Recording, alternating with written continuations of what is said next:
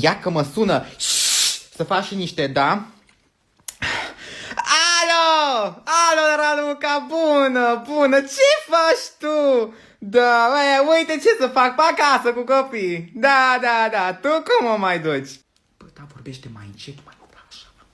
Nu, că și mie mi s-a întâmplat. Că aseară, știi că a dat la știrea aseară când s-a întâmplat cu tremurul. Am prins cu tremur de 5, eram pe wc când s-a întâmplat, da. Îți dai seama ce e și bulionul de acolo.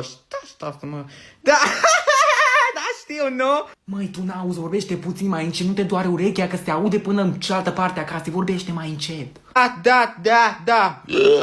Da, tu că a fost la provizoriu și după aceea m-am dus și eu să o verific, tu în spital, dar nu mai era acolo. Dar jură-te tu, fatici, că au luat o marțienii să-mi bat picioarele de nu. Nu mai pot așa cu tine, deci du-te încolo. Da. Nimic, Raluca, s-o enervat băiatul meu că vorbesc prea încet la telefon și a ieșit din cameră.